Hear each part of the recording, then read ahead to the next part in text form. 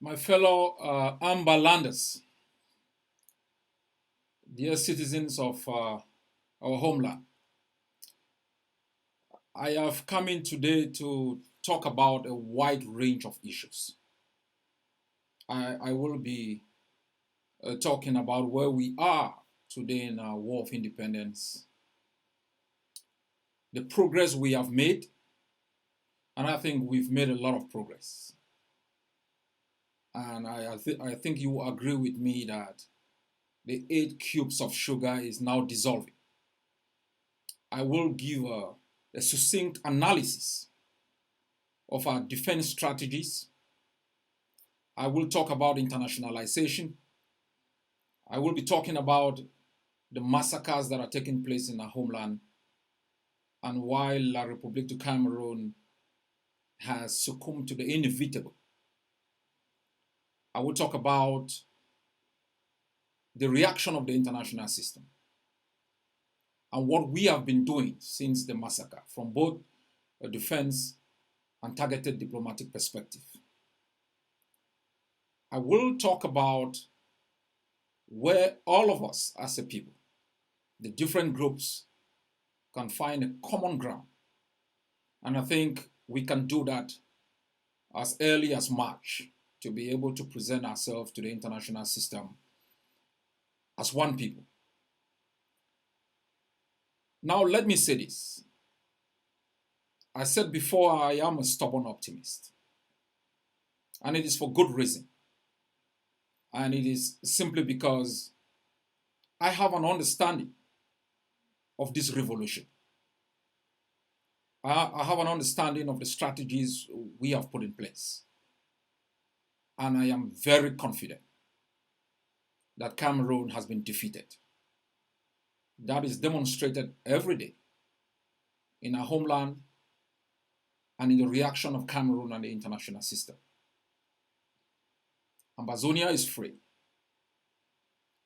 Cameroon can never again regain control of our country, impose its laws, and different actors who in different times have subjected our people to a very high level of brutality. The struggle for freedom reaches a critical point when you impose confusion in the camp of the enemy. And that's exactly what we are seeing. Our strategy was designed to rupture Cameroon from inside, weaken its capability to maintain power in its own country, and push it out from our country. I'm very confident in the ability of our forces, how they have evolved in the last 3 years, and in the way that we have disciplined ourselves in terms of how we have approached the international system. Of course, there have been setbacks, or what I call self-inflicted setbacks. We have always been able to overcome Cameroon's nuances, whether there are elections or whether there are political charades in terms of conferences that Cameroon has organized. My fellow people, we haven't come this far by chance. It's not by luck. It's not simply by the old accolade of God-ordained struggle. We have come thus far because this revolution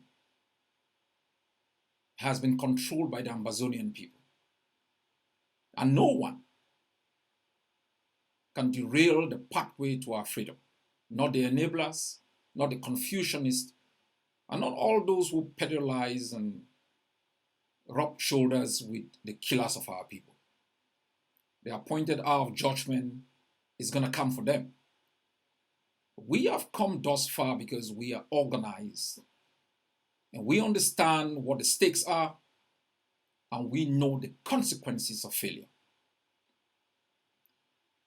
My fellow countrymen and women, I would like all of us, those in ground zero who are watching me, our wonderful diasporan population, our brave hearts in the prisons across Cameroon and in Ambazonia, all those who support our right to external self-determination, the protection of our human dignity, and our right to life, for all of us to observe a minute of silence on behalf of all those who laid their lives for Ambazonia, all those Cameroon has massacred, and all those who lost their liberty.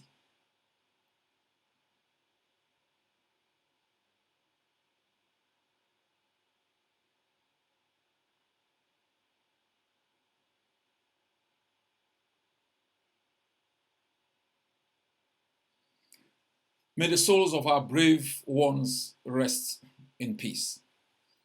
My fellow countrymen and women, I will not be giving a speech this evening. I will be having an interactive discussion on a couple of topical issues that concerns our war of independence.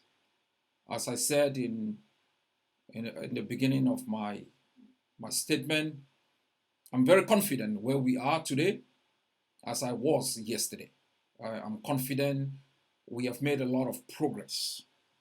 I will do a couple of analyses so you can understand why I have this level of confidence. I will talk about our self-defense. That is the basis of our resistance. If you remember carefully, when Cameroon declared war on us, the purpose was to crush the peaceful resistance that was ongoing. Because Cameroon had, from the beginning, whether with opposition parties or the SCNC, SCYL, and other movements like Cameroon Anglophone Movement, SCAM, and others, Cameroon believed in the use of force. It believed in the overwhelming deployment of its military assets in our country to demand total capitulation. We have continued resistance under these brutality. But this time was different. We put in place a self-defense strategy that was designed to weaken Cameroon completely and achieve a political objective of totally delegitimizing Cameroon. The international system operates on political legitimacy, which is derived most of the times through consent, free and fair elections, a pluralism that gives people the right to free speech, assembly, freedom of thought and conscience. Our strategy was meant to delegitimize Cameroon, take away from Cameroon the power of governance through its SDOs, DOs, governors, and other political operatives operating in our country. And you can be damn sure, as I am, that we have achieved that objective of totally humiliating Cameroon completely. And I'll talk about this more when I talk about where we are and the strategic moves we need to make to gain international recognition and to fill the vacuum created by the defeat of Cameroon. So political legitimacy is critical for international acceptance, for you to be seen as a legitimate authority over a people. You must be the singular power that has the monopoly of the deployment of military force, the singular power that has the power of the imposition of taxation. You have command and control, and you can actually govern. This does not happen in Ambazonia anymore. So I know sometimes when we think about victory in the liberation struggle, we think about capitulation. We think we are watching a Rambo First Blood Part 2 or Schwarzenegger, where you defeat the other party completely, they succumb by surrender. In political liberation for independence, you can measure collapse of the system when there is the absence of political legitimacy through processes of governance. And I feel very confident and proud of what we have done on a daily basis across the 13 states. This is the only revolution, the only war of independence that I have studied that is fought on the four corners of the country, that we are hemmed in by two oppressive regimes, Cameroon and Nigeria. And on a daily basis, across the 13 states of Ambazonia, even those that have not respected our lockdowns, our ghost towns, we have special forces that make incursions into these areas like Cambe, Victoria, and our capital. That shows you the level of defiance in our defense forces.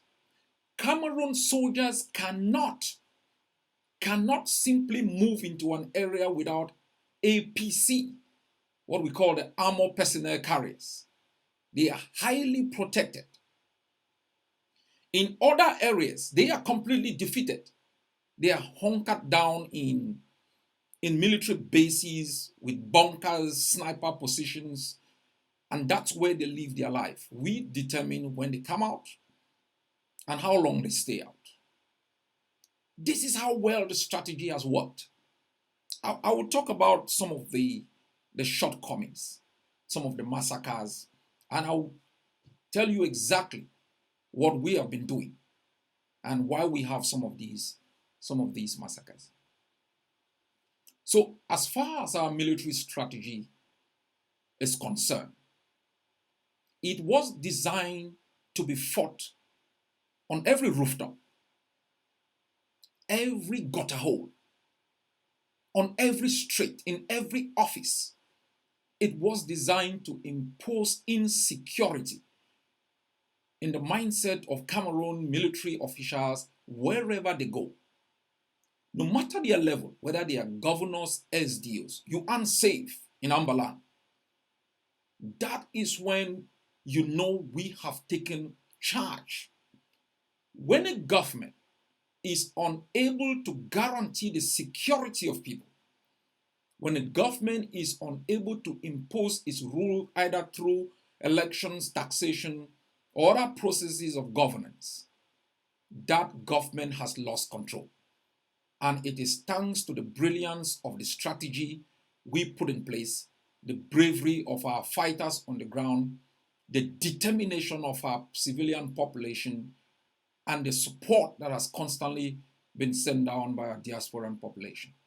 A collective struggle, following a collective strategy to undermine the political legitimacy of a stubborn occupier. My people, Cameroon will never regain control.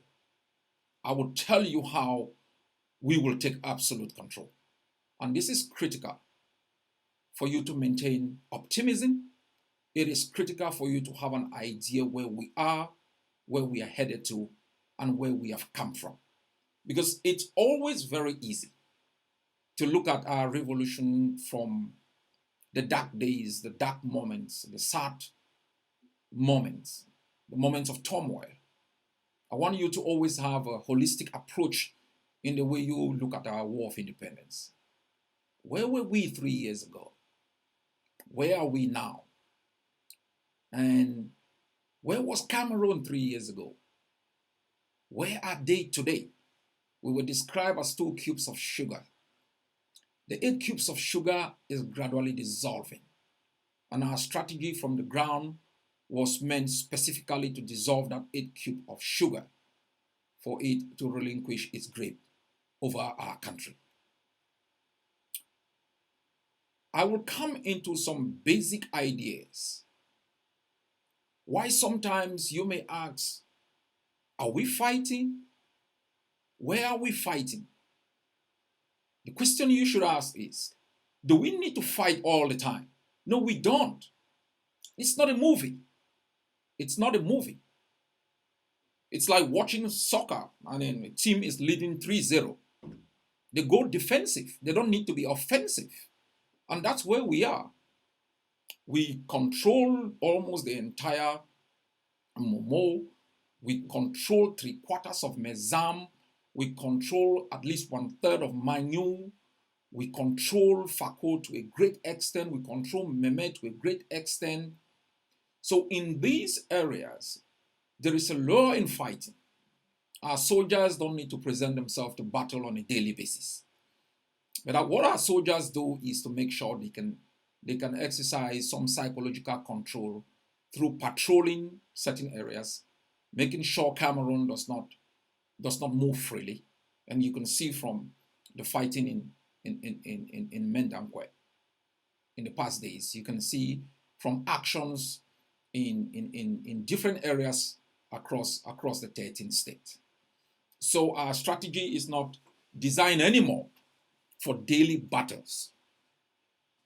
Our strategy is designed to maintain the gains that we have achieved and to dismantle the last outpost of concentration of the enemy forces. As I said at the beginning, they are hunkered down in bunkers and little military bases. We have to dismantle those bases and humiliate them publicly, because those bases function as forward intelligence outposts and where they can gradually move in certain areas to commit massacres. But I'll talk about this when I talk about the massacres that have taken place, especially from January up till the end of this month of February. So what you should understand is to liberate your country from occupation, from tyranny, and to have full control over your sovereignty and your territorial space, you do not need to have absolute control of the territory. You don't need to have absolute control of even your capital, but you need to exercise a psychological and dynamic control of what happens within your territory. And that's what we have done. But we need to up the ante to make sure that Cameroon can begin to feel the pinch. And what happens when you engage an occupying regime in self-defense and you impose another level in terms of stopping them exploiting you economically, which we described from the beginning as increasing the cost of the occupation? What you should know is this. Occupation, as I said before, is predicated on political governance and economic extortion. Economic extortion is designed, to increase productivity in the country of the occupier, increase standard of living, and provide for basic services. It is also designed to oil the wheel that maintains that occupation. That's the military. Pay them well, recruit more people, to defend their occupation. Once you increase the cost of that occupation, you do not only stop these people from exploiting your resources, you are achieving an objective that is far beyond your own shores. And this is what you achieve. Once the occupation regime cannot exploit, it does not have the ability to, one, oil the machinery of occupation, that pay the military and provide materials for defending the occupation. But worse still, it cannot pay its own civil servant, because it has to transfer money from basic services like hospitals, paying of civil servants, schools, and other developmental projects, to now paying the military to maintain, political power in a foreign country. And if it cannot take care of these basic services, your action engineers an uprising, confusion in the camp of the enemy that further weakens it from outside, giving you the opportunity to assume absolute control. And that's exactly what we are seeing today. Nothing that is happening in Cameroon is because of Cameroonians. Not even Maurice Kamto.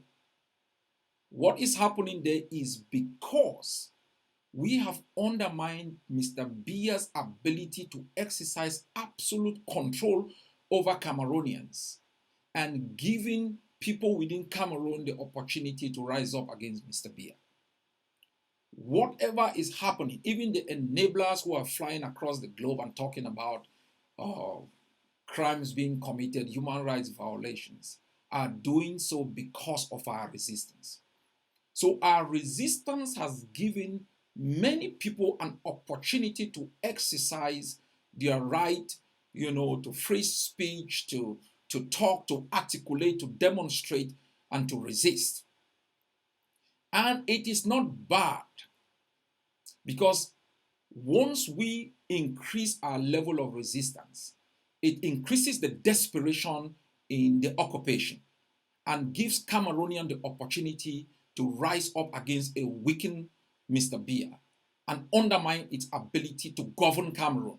So, as I said before, Mr. Biya will have to choose whether to maintain power in Cameroon or to maintain the occupation of Ambazonia. And like all revolutions for political freedom, they have chosen to maintain power in their own country and let the people fighting for freedom go in peace. So I can assure you that we have achieved a lot with our strategy of self-defense. And where we are, we cannot be pushed back. So never get up any morning and feel deflated. Never get up any morning and feel, doubting if Ambazonia is free. What you should be asking, when is Cameroon finally going out? And partially it depends on you. I'll talk about that going forward on what we can do to speed up the day that Cameroon leaves our homeland.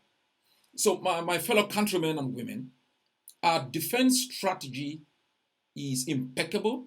There are certain alterations which we are going to make because of the massacres. And I think the defense chairman of the Defense Council made a couple of announcements and adjustments in the past weeks.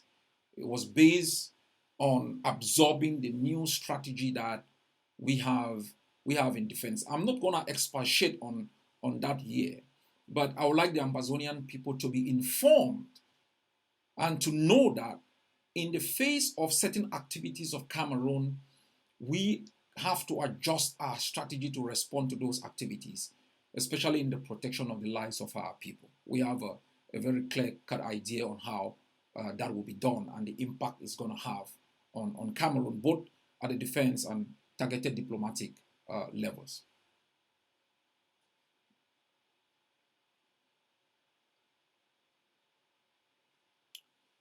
One of the things I also like to talk about in telling you that we have been effective is I think we should end Cameroon's presence in our country in 2020. We should do that. We should be able to do that. If you observe what happened on the 1st of October 2019, that was effective control. That was being effectively in charge. Our soldiers were professional, they were brilliant, and our population worked with our soldiers in solidarity in celebrating our Independence Day. If you ever doubted, our ability to organize ourselves even in the face of fire, October 1 showed you that we are capable and that we have destroyed Cameroon's ability to exercise political control and practice a certain level of impunity, which they had a free hand to do a few years back.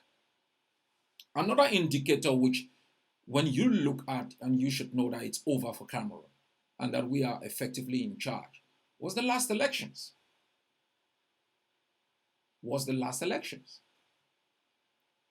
Victoria was in lockdown. Boya was in lockdown. Nkambe was in lockdown. We denied Cameroon the mandate to govern effectively. And we showed the world the new masters of our homeland. I will talk a bit later on what we need to do to be able to take these positive outcomes of our activism to achieving some tangible result. But these two events showed the world that Cameroon has lost effective control and that Ambazonia is in charge. Because when we call for a lockdown, our people respect that. We call for a complete boycott of foreign and alien elections, demanding a mandate for alien rule. Our people do not only respect that call, our self-defense forces across the 13 states enforce the call by the political leadership. And that is why when I will be talking about our negotiating team, you will come to understand why our self-defense forces are critical in representation. So my people, don't look at the difficulties all the time. It wasn't meant to be easy. It wasn't meant to be a walk in the park. It wasn't meant to be a war of independence where we don't lose loved ones. Even when we were not up in arms, Cameroon butchered our people. Cameroon killed our brave ones and raped our girls and totally undermined our dignity as a people. At least for now, we have the opportunity to fight back. So in your times of distress, you should know even the Son of Man gave his own life to ensure that we have salvation. And some of us will pay the ultimate sacrifice to make sure that the unborn and those who are still struggling have a fair shot in the country of their birth. It is a sacrifice worth paying. It's hard to watch. It's hard to contemplate. But all peoples across the globe have paid this price. We are sitting out here in the comfort of other countries who paid an ultimate price in the defense of their freedom, in the defense of their liberty. Don't forget, World War II was about the right to self-determination. Because Germany's plan was to absorb any other country to create the Aryan superior race to rule over mankind. Our own fathers left the shores of Africa to defend the right of Europeans to external self-determination. Because what you think is independence you're fighting for, you are fighting for the basic right to human dignity, right to free speech, have the opportunity to go to a hospital when you're sick and be treated whether you have money or not, go to school and study in an environment of peace and opportunity, and have a legal system that protects you and does not penalize you. So the price we pay today might be hard and sometimes unacceptable, but others have gone through the same treacherous path to attain their freedom. I was just reading on Twitter this evening, somebody saying that some people want to give up.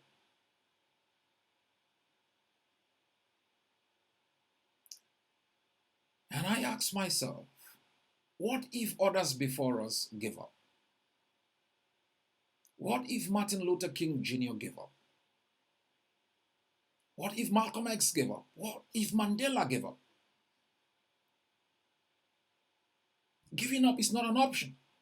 It's not like if you give up, Cameroon is simply say, you've given up, so live freely. No. Cameroon is bent on eliminating every Ambazonian in our country. That's why we call it genocide. I will explain to you why this is true and what they are doing to make sure that they don't care about you because your capabilities, your ability doesn't help Cameroon. What they care about is your land. And that's why they asked us in the state of Manu, 16 villages to move out. When they refused to move, they moved in and started killing.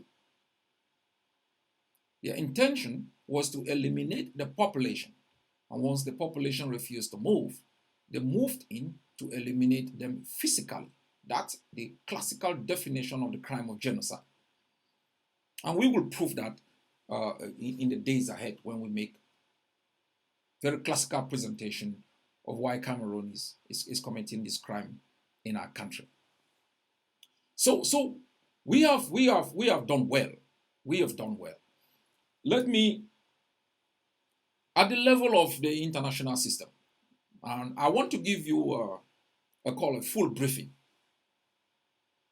of where we are so that we can be on the same page. So that each morning when you get up, whether you're defending your block somewhere in Atlanta, if you're defending your block somewhere in Tokyo, wherever you may be, you may understand how the contribution you are making in that block is going to culminate to the control of your sovereignty. It's very important. At the level of the international system, we have moved from the classical internationalization process and covert targeted diplomatic processes to overt targeted diplomatic processes.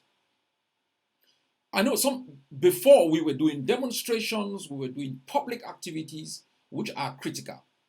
But revolutions don't go on a straight line. As I talked about self-defense, that there are times there will be peak in fighting, and there will be low tides in fighting. So too is at the level of the international system. Demonstrations will not be as massive as they were before. They will not be as effective as they were before. It is a classical graph of revolutions. And so you don't be bothered about that. I'll now explain why these things happen. As I said in self-defense, at the level of the international system, our main drive was to get the attention of the international system. We were motivated by the silence of the other side. We were motivated to go out and get their attention. And so once we got their attention, the microphone changed positions. They started speaking for us, and we started listening. So you get up in the morning, in the French Parliament, somebody's talking about genocide. In the United Nations, somebody's speaking for you. In the US Congress, somebody's talking for you. Before, you were fighting to go to the BBC. You were fighting to go to Sky News, to CNN, to other places. You wanted them to get your attention, to understand what's going on in your homeland. You wanted to get to Human Rights Watch. You wanted to get to Amnesty International. You wrote long briefs and explanation, to get their attention. You have achieved that. And now you sit back and allow them to do the analysis. Those who are doing the work now for you are experts in the different organizations. In the Ambazonian Governing Council is the Department of Human Rights and Humanitarian Affairs. You need expert knowledge in collecting the data, untainted data that you can present to the international communities as credible and valid. The ordinary us can't do that kind of job. So that's why you find sometimes you may feel like demonstrations are not well attended. Our public activities are no longer, very big. It is because you have been able to achieve the objective for which you started with, internationalization. And so you started with a megaphone, and now the megaphone has gone into their own hands, and they are talking about our war of independence. Before they couldn't call Ambazonia, you insisted, they describe us as a geographic region of Cameroon, which some still do, but I'll explain why they still do it and why it will change very soon. But you wanted to be called Ambazonia. Now they are calling Ambazonia. So it's become normalized in your psyche. And if you never knew how to measure the tangible outcome of your internationalization campaign, these explanations will be able to make you understand that you've achieved your objective of internationalizing your struggle, making sure others are able to speak for you, making sure others are able to bat for you, making sure others are able to litigate for you, making sure others are able to legislate for you, and take executive actions on your behalf, which people in a short period of time could move the President of the United States to take executive action, depriving Cameroon of the special status on trade. It's us who did it. It's us as a people who achieved that through our brilliant actions. Our women in takumbans were dressed like, they were in somewhere in the Bafut Palace in New York. They were dressed across in Berlin, in Munich. They were in the cold. We had others chaining themselves to bring attention to the plight of our people. Our bloggers were on a daily basis People like Baramak, you don't see them again online a lot. And you feel like, oh, are they slowing down? No, they aren't slowing down. They have achieved the objective for which their initial campaign of daily outcry was meant to achieve. And so now it reverts to what they call strategic thinking, strategic actions. And that's why when I come in talking about strategic targeted diplomatic processes, you will come to understand the third strategy of our campaign. So we are perfectly in order from the level of self-defense, where there is a low in fighting, but pinpointed actions, to take out remnants of the occupation, pinpointed action to dismantle forward bases that are used on intelligence outposts, and to make sure that we can penalize and finally dismantle the last outpost of occupation in our homeland. So too is our actions at the international level. Some of our public actions will be motivated by the actions of the international system or actions of La République du Cameroon, like the massacre in Gabo, calls for demonstrations across the globe and for spontaneous actions. And Ambazonians, I'd like you to know, don't forget the colonial system under which we live, it still has an impact on us. We are very reactionary. We are very reactionary. We had people massacred in Gabo, we had people massacred in Ekata, in Balinyonga, and we were waiting, we were looking, where are the leaders? No. I didn't hear of any group of people who invaded one Cameroon embassy, took it over for 5 minutes to draw the attention of the world. I didn't hear of any people who blocked the highway, the Pennsylvania Avenue or the Berlin High Street to draw attention to our plight. We have to be very proactive. We shouldn't be reactive, wait to be called for demonstration. We assembled and we are raising banners and placards. No. We are so much oppressed that our instinct of resistance should be timely anytime there are issues that affect, the lives of our people.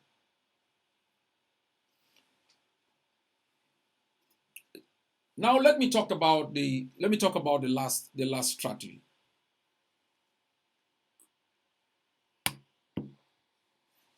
Let me talk about the last strategy of our revolution, which is targeted diplomacy. Targeted diplomacy has reached a pivotal level. I would talk a bit about it when I address the Ngabo issue and what we are doing at this particular moment. At the beginning, our internationalization actions in terms of demonstration in front of embassies, foreign ministries, was also meant to provide us an opportunity for targeted diplomatic actions, like presenting petitions, having discussions with ambassadors, with members of parliament, talking about what is going on, prescribing policy options that can be taken by different countries to bring pressure to bear on Cameroon and to expose the plight of our people. That is how we conducted ourselves in targeted diplomacy. But because of the actions of our self-defense groups, because of the actions of our people in the diaspora in the processes of internationalization, we became exposed to different centers of power, whether they are parliaments, whether there are different international institutions, NGOs. We became exposed to them and they started reaching out to us. We started having meetings with officials of governments. We started holding meetings with members of parliament. So we had that access. That access was created by our different actions in self-defense and internationalization.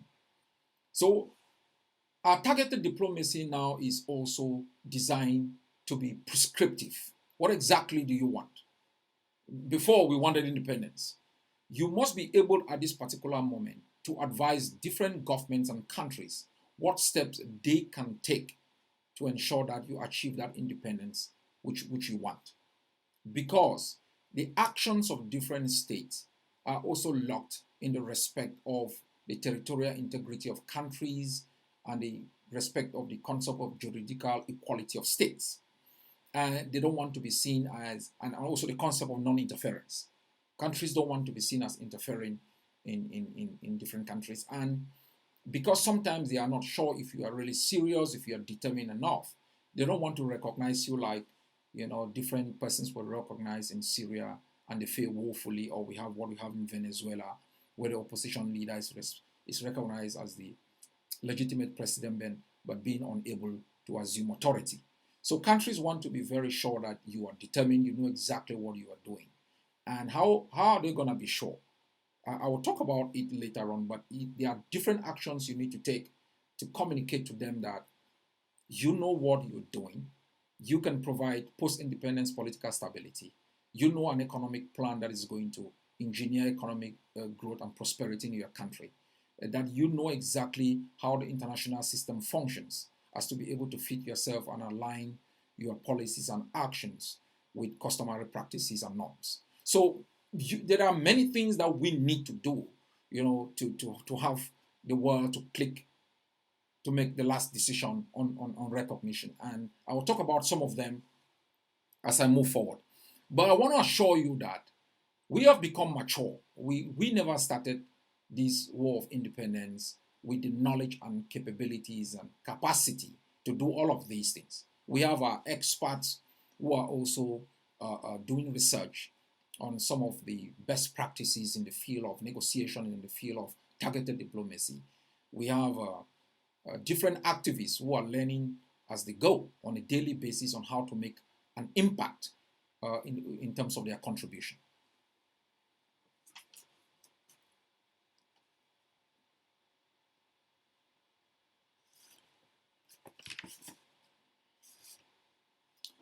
I will talk about the Ngabu massacre and a couple of other massacres. And I will end my session today by talking about what we have been doing, what we need to do. It's gonna be very detailed so that we are all on the same page. I know people on a daily basis they think nothing is going on. A lot is going on. A lot is going on, and I will talk about some of them, and that should increase your optimism, and that should increase your level of activism. Now we had 35 of our people murdered in Gabo, and I gave an interview on SABC. And one of the questions they were asking me was, are we sure Cameroon did it? Really?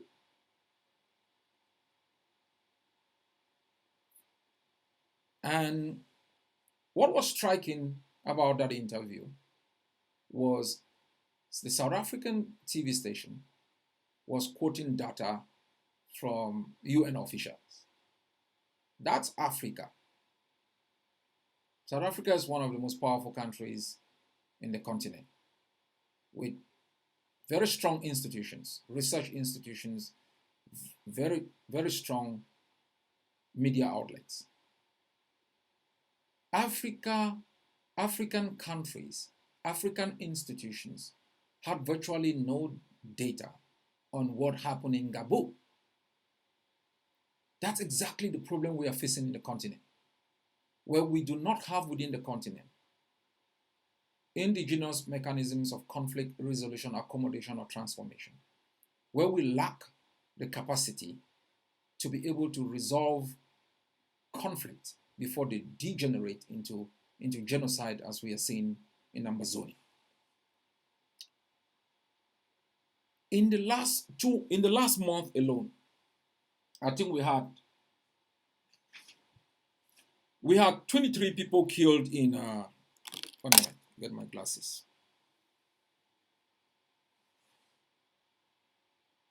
In 2020 alone, we had January 28th in Biame, 13 people were massacred. January 26th in Ekata and Owe, 23 persons were massacred. February 14 in Gabo, 35 persons were massacred. February 18 in Balinyonga, 38 persons were massacred. We have talked about genocide happening in our homeland. Sometimes we ourselves have trivialized, the genocide by putting out false data on the number of deaths and probably sometimes qualifying the actions of Cameroon simply as war crimes or crimes against humanity.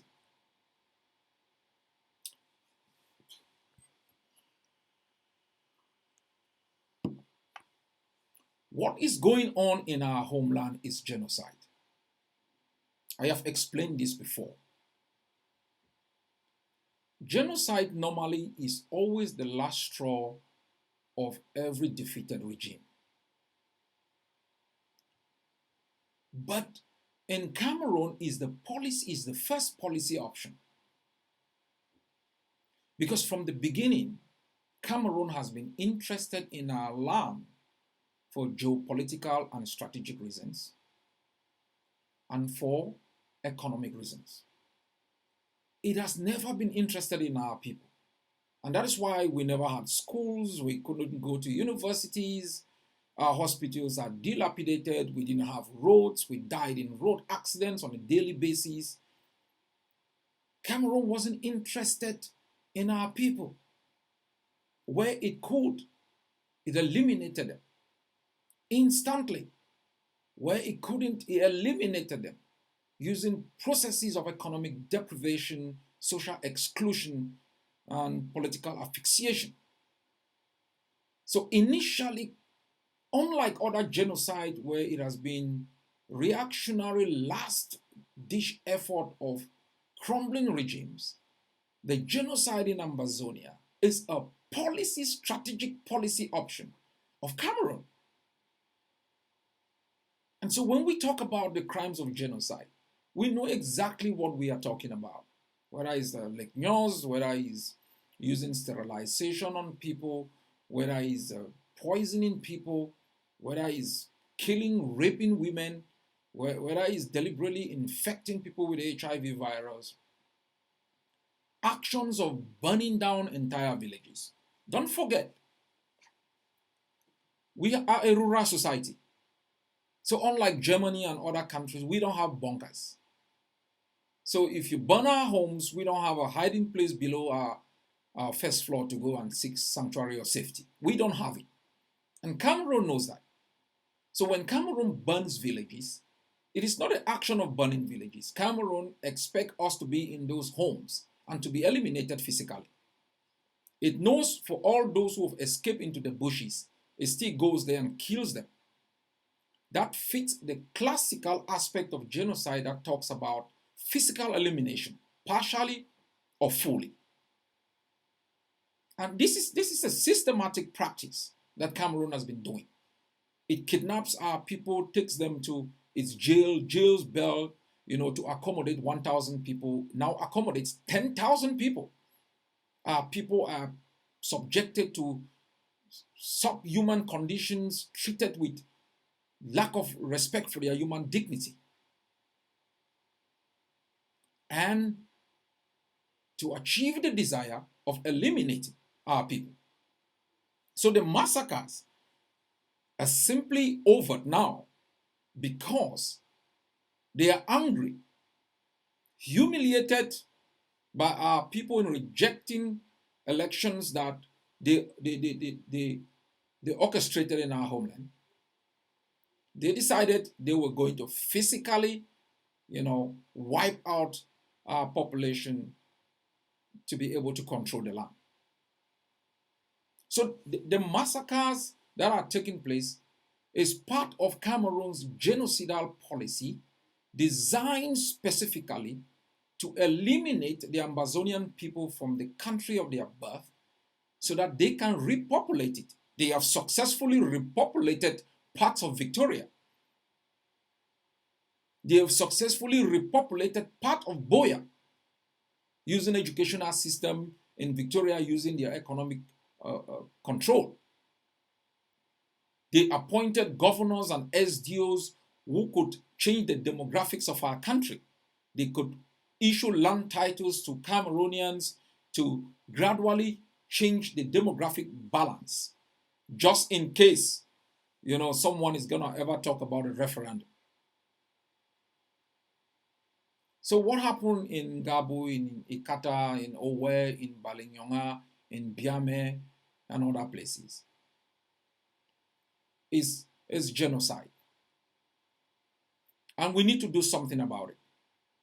I'm very disappointed with the reaction of the international system because we have been crying about this genocide for many years. And there are instruments at the level of the international system that can be invoked to protect the lives of our people. I think as far back as 1992, we had the protection of civilians in times of conflict principle that was developed.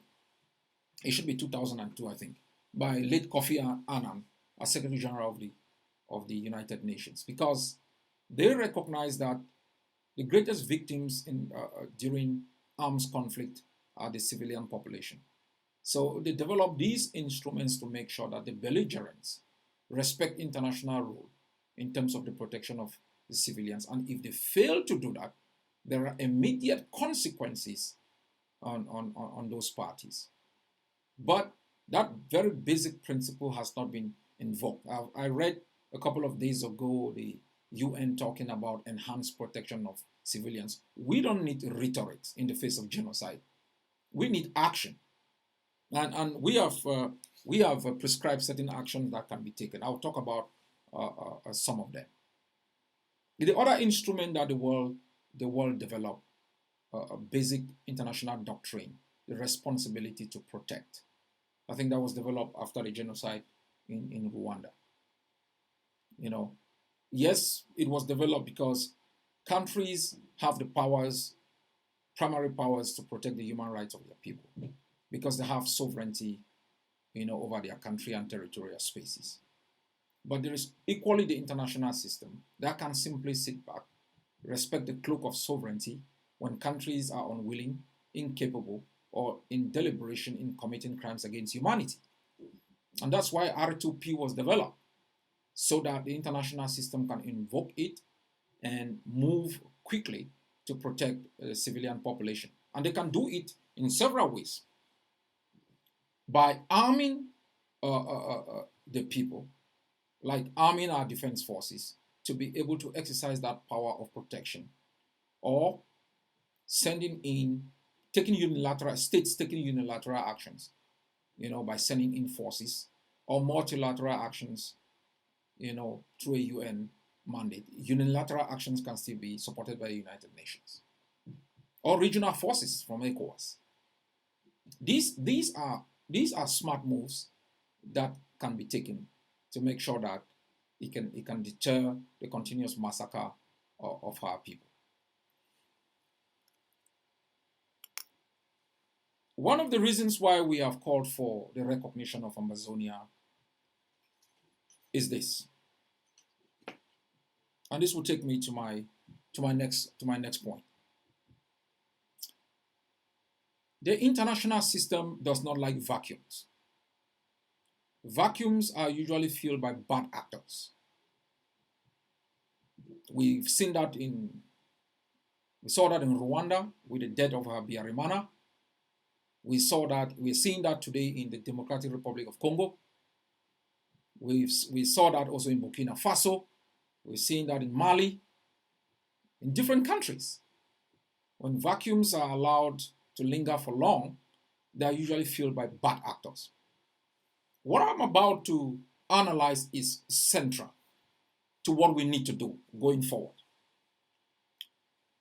But before I move into that, let me talk about what we have done, because it's not enough to ask the international system, to simply protect our civilian population. What is it that as leaders we have been doing since these massacres have been taking place?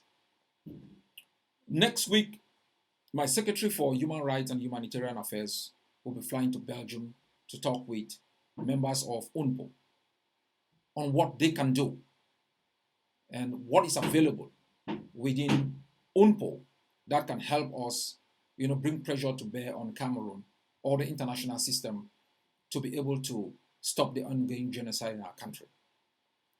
That move is very important, because there are members of UNPO that have credibility. There are members of UNPO that have experience such crimes against humanity and genocide, there are members with such access to the international system that they can help us. And I think, as a member of UNPO, we should be able to gain opportunities from this membership and get the support of different countries. What we have also done in the past days is we have made representations in close to more than 180 countries. That is, we have basically communicated with these countries. And we have prescribed specifically what we think they can do, to send Cameroon a strong message. And one of the things we prescribe is this. The reason why Cameroon is acting this way is because it has been tacitly given a mandate, some form of support by the international system, by continuously describing Ambazonia as a geographical region of Cameroon. The international system has communicated to Yaoundé that Yaoundé is in charge and that Yaoundé can use its domestic laws, it can use domestic action to resolve what is an international conflict. And to be able to stop this action, they have to renege from describing us as a geographic region of Cameroon, because we aren't. We are not conjuring this. We are not fabricating this. We are an independent state that was occupied by Cameroon. And the world knows this. And to continuously describe us as a geographical region of Cameroon inadvertently gives Paul Biya the powers, give Cameroon the mandate to prosecute its war of impunity within our homeland with utmost recklessness. So what we have done in the past days, we have communicated with the United States. We've communicated with the Norwegian government. We've communicated with so many countries in Africa and other countries. We have made representations. Yesterday, I had discussion with members of the House of Lords, and we basically formulated questions that should be asked. And we also try to have access to the All Africa Parliamentary group to be able to make a proper representation. And I was very, very happy because in my discussion with them, they basically called the situation a genocide. So it's not enough to make all of these public statements, but you have to take specific actions at the level of targeted diplomacy to explain what is going on. And I think the Ambazonian Governing Council, Department of Human Rights has documented what has happened. Maurice has also prepared a very detailed documentation which the AGC has taken permission to also attach to some of its documentation and use. So we have been able to take specific actions at the level of the international system. We have been able to advise the international system what exactly they can do to take away from Cameroon this notion of its invincibility in prosecuting the war. And lastly, our advice to the international system also will help them to force Cameroon to commit to any internationally supervised negotiation process. I will talk about that when I talk about what we need to do in terms of targeted diplomacy. So the world has acted in a disjointed manner. The world has sent wrong signals to Yaoundé.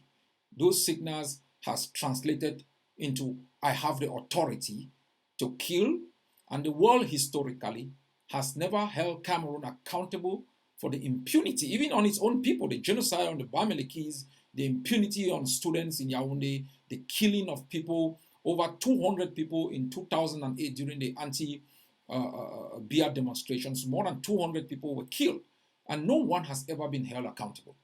So this weakness at the level of the international system has emboldened Mr. Biya to think that they can act with recklessness, commit genocide, because they will never be held accountable. But I can assure you they are dealing with a different generation, a generation that understands the way things work, and a generation that is capable and willing to bring them to justice in the future.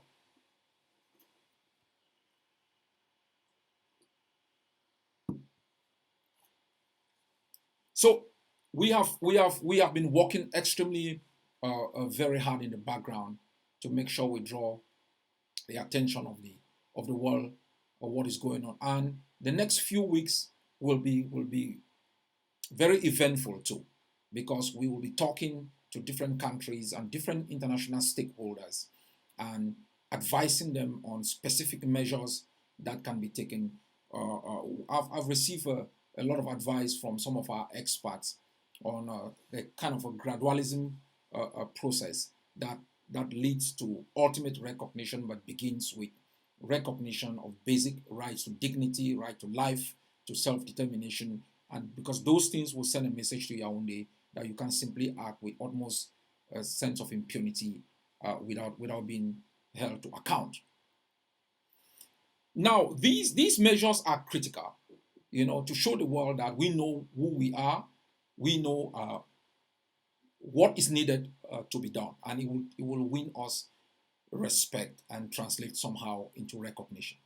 But there are other steps we need to take on the ground, and I think the defense chairman has outlined some of those steps with the creation of the Ambazonian Armory. We need to stop Cameroon soldiers to having a free ride in our neighborhoods. We need to stop them. And if you remember the way we started our resistance against Cameroon, we could deploy ordinances that specifically targeted regime forces that were moving into areas of densely populated areas. And the armory that the defense chairman announced is going to take effect as early as this week. It is designed to make sure that we can produce materials that can be used to stop Cameroon soldiers moving freely in our homeland. And we are far advanced in that technology. And we'll be investing about $5,000 in the next days to make sure we upgrade the armory and give our forces across the entire territory the lethal possibility of stopping the free movement of Cameroon forces into densely populated areas or in our villages, and also protecting the lives of our soldiers. We are determined, and I can assure you that work is ongoing on that. We need to take the protection of our civilian population seriously. I know we've been very much focused on liberation, we must focus on independence, and we have not really taken time to look at the consequences of Cameroon's actions on our civilian population. So going forward, our targeted diplomatic actions will also factor in what steps can be taken at the international level to protect the Ambazonian civilian population, and what steps can be taken at the self-defense level to make sure that we reduce the level of impunity by impeding free movement of Cameroon forces across different areas of our country. So all of our defense forces, I call upon you to collaborate and to work together. We will be able, as we have done with providing arms for self-defense, providing this new technology to our defense forces across different areas to prevent Cameroon from having a free ride into different places. The different coordinators, Comrade Capo has been at work. His basic assignment also is to make sure that he unites the forces across different areas in the Savannah states.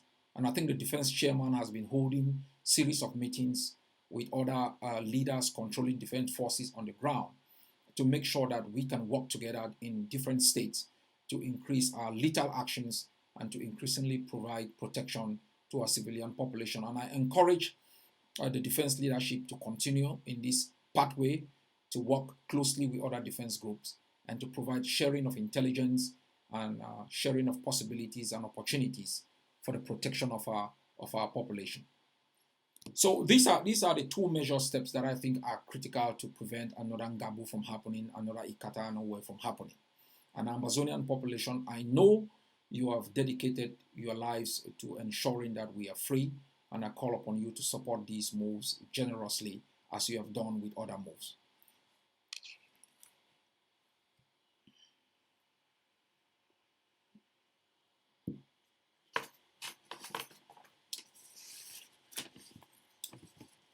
Now, where are we in our war of independence? Where are we? You see, I'm smiling, even in the face of genocide. You still muster the courage to plaster a flicker of smile on your face. Where are we? The last few days, Professor Cass Anyangwe asked me that question. And I was like, really? I thought you should know where we are. And we all laughed about it. But I know many of you don't know where we are. You are sometimes confused, and that's why sometimes you are a bit sad. So you are always on edge. This is where we are. And I'll tell you what we need to do. Cameroon is defeated, that you know. Amba is ungovernable, that you know. But this is what you do not understand.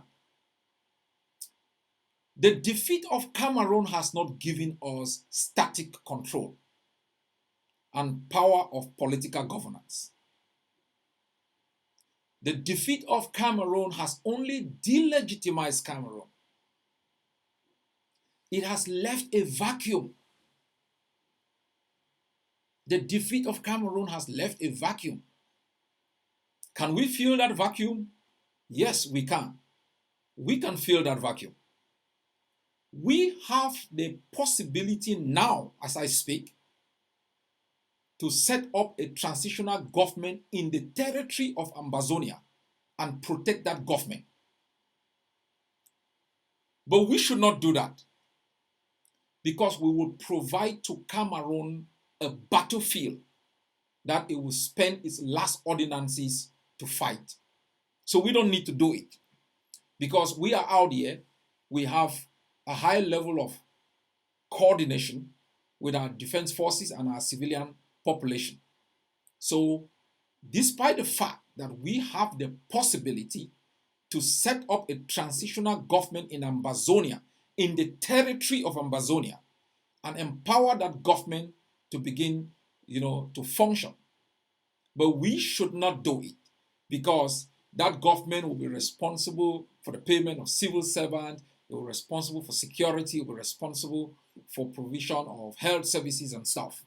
And so it will instead take away the advantage of increasing the cost of the occupation and transfer that cost onto us at this last phase of our war of independence.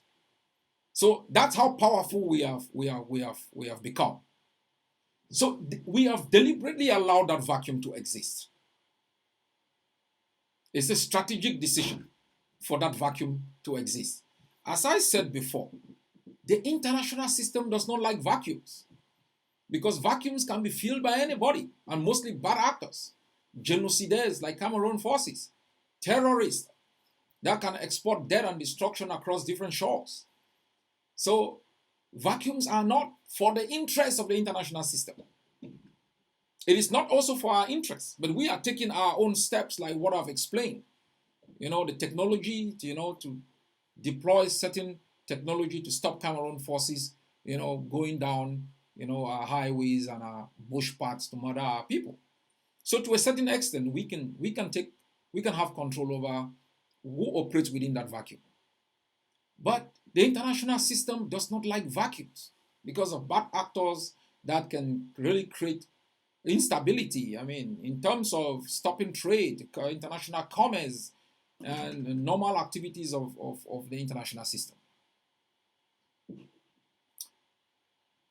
So that's why we are asking the international system to collaborate with us. Cameroon cannot fill that vacuum anymore. It can't because our capabilities are increasing. Cameroon's capabilities are decreasing because of what I explained in my first statement on self-defense. Is losing a lot of money. Its economic growth has slowed significantly. It cannot create opportunities. Its population is agitating. And so there is high risk of an insurrection in Cameroon that is going to work to our advantage. So there is no need for us to fill that vacuum. And as I have said, Cameroon is unable because its capabilities are decreasing while our own capabilities are increasing. And so it is to the advantage, it's for the advantage of the international system to work with us, recognize us as a state, collaborate with us in setting a transitional authority that would gradually take over that space and begin the tedious task of bringing home our refugees, our prisoners of war, and move now to the last stage of asking the Ambazonian people to elect a government of their choice, because the transitional phase will be one where we will discuss all the political institutions that will take root in Ambazonia. We know it's going to be a parliamentary system where the prime minister will be the head of government, and there will be a president with limited executive powers. The parliamentary system is critical because it's highly accountable, and you simply cannot wield excessive power because your powers are held in check by parliament. Policies are not arbitrarily discussed and articulated and imposed. They are debated in parliament. And so that is the kind of system that we had under Prime Minister Endele, Foncha, and Augustine Bumjua. So at the liberation phase, I think we are getting to the end. We are getting to the end of the liberation phase. I will talk about what we need to do to transition into the transition phase, and that is very critical. So where we are now is that Cameroon is totally humiliated, delegitimized from our homeland. A vacuum has been created. Only Ambazonia can fill that vacuum. But do you think the international system can simply just get up one day and say, well, Ambazonia, you fill that vacuum? It's a bit tricky. And that's why we need to do a couple of things to be able to fill that vacuum. We need to organize our defense forces. So sometimes when you find, for all of you who watch the video of General Efang today, and you find our soldiers in uniform, you find a command and control, you find a disciplined force. A disciplined force is a prerequisite for statehood because it's a force that can guarantee security. A disciplined force that also respects political authority and political decisions is the kind of a force that will be respected at the international system and can give you credibility for the world to recognize you. So we are doing all of these things to be able to, as the building block towards gaining that respect from the international system and to have Ambazonia recognized. But there's something we also need to do. I know most of you people think we are divided, we are fighting one another. Some of you enjoy that. Some of you enjoy, the intoxication, some of those cheap talks, gossips. So there are so many good things happening, brilliant things happening. Our soldiers are doing phenomenal work on the ground. There are some setbacks, but they are not as huge as the successes. So we should know what to have on the agenda, the successes or the setbacks. We leaders will analyze the setbacks and know what to do.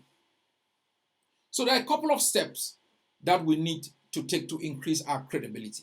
And that will lead me also to talk about international negotiation, which has been a topic of discussion in the past years. I've had a series of discussions with some leaders. The other day I had a meeting, most of you are aware of the coalition in Washington. I had a meeting with them. Now I came out from the meeting quite okay. There are a couple of things we are still looking at, like having federalists take part in a nationalist, supposed nationalist oriented conference. For us, that's a no-go zone. But I was impressed by their overall presentations and stance. And I have discussed with some other leaders, and we've agreed that there is a necessity for us to participate and to see what they are doing and how that can contribute in our own strategy of organizing ourselves to face the international system and Cameroon whenever they commit to any negotiation for their exit. And as I have said before, and it's what I will be doing in the next days. I'll be delegating my secretary for Foreign Affairs, Dr. Larry Ayamba, to reach out to the diplomatic representatives of the relevant groups and to see how we can build a team Ambazonia. And this is how a team Ambazonia is going to look like. Everyone in this war of independence has made a huge sacrifice, huge contribution. GZ population, defense forces, our bloggers, our activists, our leaders, everyone has made a huge contribution. And so everyone should have a stake in the discussion leading to the exit of Cameroon. And that's why I prescribe the triangulation as a way of getting everyone involved. And this is how it's going to look like.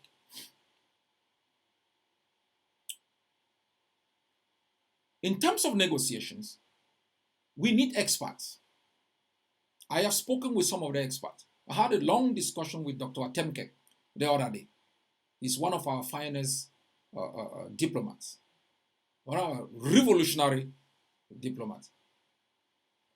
Discussing with my top expert, Songanyi Ven, an expert, brilliant mindset from the BLM, the deepest mindset. I realize these people are equipped with the ability to discuss the issues that may arise in any negotiation. So they are well researched. There are other experts, like if you look at the gentlemen and ladies at the coalition, they are experts amongst them. These are the kind of experts we should tap into and build a formidable team Ambazonia that is going to be able to represent us in any discussion. The quality of people, the caliber of people that represent you sends a powerful message to the opponents and friends, whether you know where you are headed to, whether you are pitching up for victory or for failure. And we have the finest men and women who are ready. They are well educated. They are schooled in some of these issues. So that's one block. The next block are the leaders, the political leaders. That's one block. I don't want to talk detailedly about it, but one of the things the mistakes we've made in this war of independence is everyone simply just gets up and, is a leader. Of course, you're a leader in your own right, but we should be able to look at the relevant stakeholders, the movers and shakers, and say this is a constituted group of political leaders that will also sit in that block.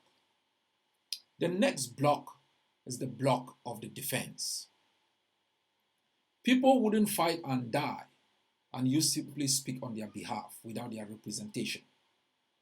So we should get all the representatives of the different relevant defense groups, constituted defense formations, in one block.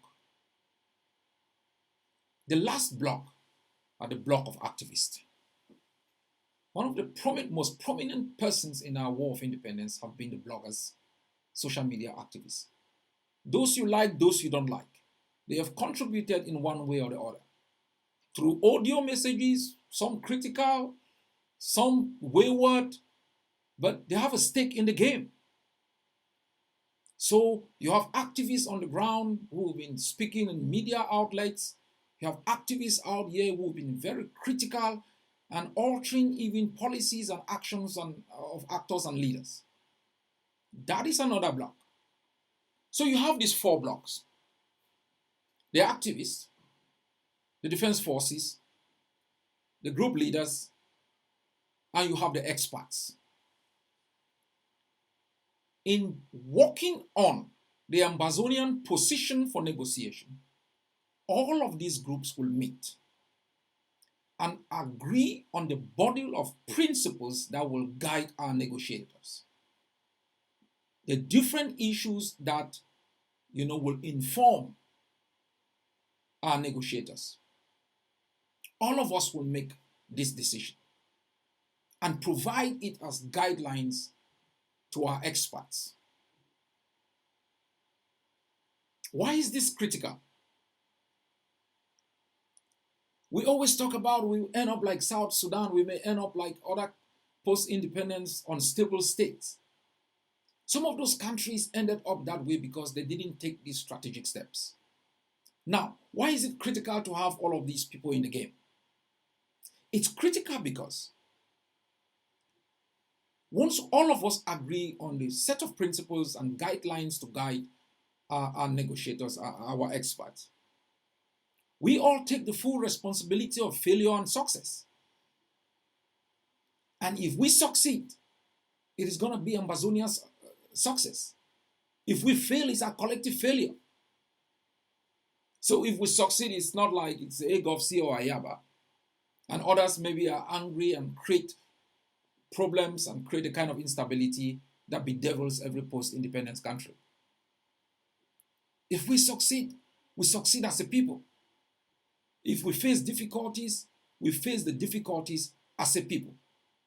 Everyone is on the same page. Everyone is on the same platform. In that way, we limit some of the disagreements, we limit some of the tensions. And this is a prescription that can help us in the process of collaboration. I have always said, based on my experience, a holistic approach of unity can't work. It's not because of lack of willingness. It's because the occupation was designed to divide us in the first place. The occupation was designed to create an environment of competition. Even our educational system was a competitive system. So it is not easy for a short period of time to hem everyone together under the same roof to agree on every issue. But at least we can agree that we can set up Team Ambazonia for negotiation. And this is why it's also critical. In the aftermath of Ngabo massacre, in the wake of the humiliation of Cameroon during the elections. As I said last time during my outing, Switzerland didn't fail because those who went there didn't try. It failed because Cameroon didn't commit. And partially because it was not designed to succeed in the first place. It was designed to maintain the status quo. It was designed to maintain Cameroon as one. And they worked on our gullibility, on our competitive spirit, knowing that they might pull some in there, divide us, and conquer. Unfortunately for them, we were out screaming that the process does not merit our attention. And Cameroon too said, it looks like this thing was meant to totally, weaken the authority of Cameroon to decide on how things move forward. So he called a national dialogue, called for an election, which it has fully been humiliated. So in the face of these events, showing the world that we are united on the aspect of a common team of experts and other stakeholders to face Cameroon will put pressure more on Cameroon to commit, or it will lead to the overthrow of Mr. Biya. We can agree on this. It's simple. We can keep working on the different issues as movements. Activists can keep being critical, providing advice, doing what they are doing. But it's the easiest path that we can all agree on. And we should do this within the month of March. As I said, my Secretary for Foreign Affairs will be speaking to his counterparts within the other movements and to make sure that we can have a principled position to move forward and announce this to the Ambazonian people. It is going to strengthen us, and it is going to give us at least one thing that we have agreed on. As I said, we have disagreements, which are normal.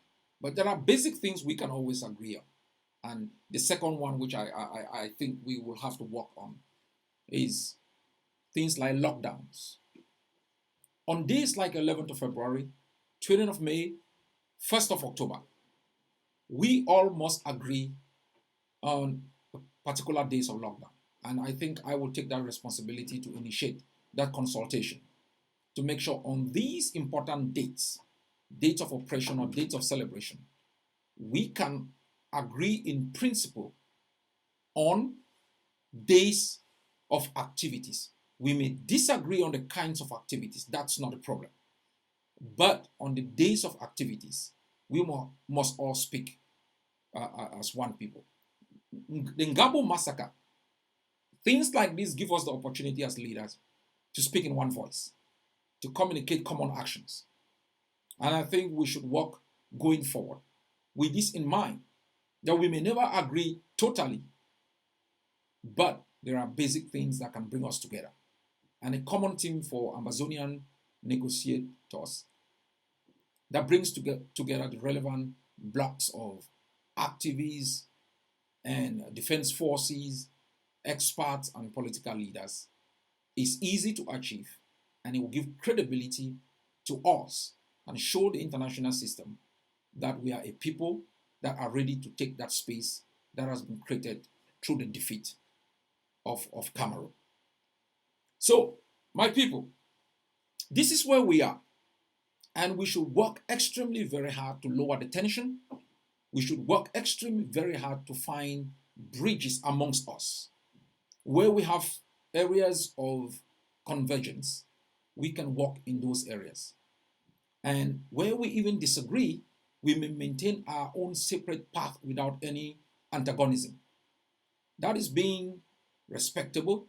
That is a sign of maturity. So the month of March will be very eventful, because if we work on these issues from the conference in Washington and other places, we should be able as one people to say to the world that this is our team. Whenever the basic conditions for successful negotiations are met, when Cameroon commits, we will be ready to talk them out of our homeland. But I know our defense forces are up to the task in dismantling the last outposts of Cameroon and eliminating them. Even after that, we'll still need to talk about assets and liabilities, international borders, as to guarantee post-independence political economic stability. So this is exactly where we are. We are in the best position in our war of independence. There is a lot of pressure on Cameroon, caused by its own actions, desperate actions, brought about by the humiliation that we have caused on them, by the resistance and resilience of our fighters, by the commitment of our brave soldiers on the ground. So I call upon each and every one of you to remain committed, remain optimistic. In the coming weeks, I will be presenting to you an almost 56-page document, body of principles. We call it Ambazonian Independent Manifesto AIM. We have worked extremely very hard to build a credible defense force. We have worked extremely very hard in the past months to develop an Ambazonian curriculum of education. Well-researched piece of document that tapped into an educational system of more than a dozen countries and picked out the best practices of those countries, rebuild our educational system to reflect our contextual reality, socioeconomic, political, and cultural, to make sure that we have an educational system of the 21st century that makes our people an asset, that empowers our people at the local to be able to compete at the global. We have now completed the Ambazonian Independence Manifesto. All countries that I know that fought for liberation, whether the United States, even Great Britain, the French, they had the South Africans, they had a body of principles that gives them a roadmap, a kind of that tells them the kind of system that they will be having. It's very critical that the world also understands what is the kind of Ambazonia that we want to build. How is it going to fit within the international system? Is it going to be a harbinger for prosperity and stability, hope, or is it going to be a harbinger for poverty, corruption, and terrorism? The Ambazonia Independence Manifesto answers issues about who is going to be an Ambazonian. What will be the role of the diasporan population? It defines clearly how diaspora can contribute to the educational system in building the foundation for a new Ambazonia. Where diasporans have the right, as those who are in the homeland, to vote, to legislate. They have a constituency and to contribute. Imagine if we have 1 million Ambazonians and each Ambazonian outpays taxes and have a voice of just $200 a year. That is $200 million. Invest that in an educational system. Every Ambazonian will go to school free of charge. And you are going to build a cream of people that will power the 21st century economy and make Ambazonia a prosperous place. We will not be counting so much on what people call natural resources, which has always been a resource curse. We will count on our human resources, on our culture, tourism, the ingenuity of our people, the creativity of our people, the talent of our people. Just look at the Nigerian music and film industry. It's worth billions. Ambazonians are creative. Cameroon basically made us useless.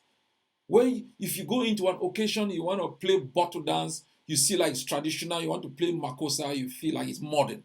No, makossa is their own tradition. Bottle dance is yours. As I said before, we gave profession bad names and made our people hate those professions. Can you pay a mechanic out here? Can you simply just walk into a salon and do your hair out here? So why are those creating beauty in our own country poor? Why are those creating beauty out here extremely very rich? We are going to reform and overhaul Ambazonia, where you take pride in wearing your togo, where you take pride in wearing your sanjab, where you take pride in your own products, where you don't have to wear Pierre Cardin to feel modern, you don't have to wear a piece of suit to feel modern. You take pride in wearing your own things because your designers can tailor those things to reflect the reality of our own society. So the opportunities are huge. Ambazonia is going to be a place where you will be proud to lie in a beach in Brazil and shout at the top of your voice that you are from Amba. Because what is plastered on TV set are people that are being creative, creating opportunities whose values transcend their borders. We are a rich people. We are hardworking people, enslaved by the tyranny of Cameroon for so long that we lost our ability to believe in ourselves. That we saw in ourselves being Cameroonians as being liberated. And today you can take pride in singing the Amba national anthem and shouting at the top of your voice that you are Ambazonian and being proud of it. That is the first level of productivity. Believing in yourself, in your own, in your ability. That's the building blocks of a great country. Because without that, you are nothing. You are only a reflection of the system of occupation that has been implanted in our land. They know we are powerful. That's why we are in their jails. But we still take pride in all those locked up liberties deprived, for still shouting at the top of their voices that they are Ambas, for still fighting from inside the four walls of their own freedom, of their own prison, inspiring Cameroonians to believe in us, to thank us for giving them the courage to question their own oppression, for the world to be able to speak about Amba, 8 million people. It's because of our tenacity. And beyond that, they know our worth. Because, don't forget, we are the first country under British rule in the continent of Africa who gave the woman the right to vote. It is not this country that should be occupied by the same country that will give them political asylum. We are far bigger, far brighter Ambazonians to allow ourselves to be messed up by a country that we've fed for more than 58 years. We've done well. We've still got some work to do. But trust your guts. Trust in your ability. That if you've moved it thus far by your own contribution, by your own investment, don't let the small trivialities, roadblocks and bombs, the ranting and blackmailing deviate you from that path of hope that leads you to a place far better than the one you're living. Thank you very much. God bless Ambazonia.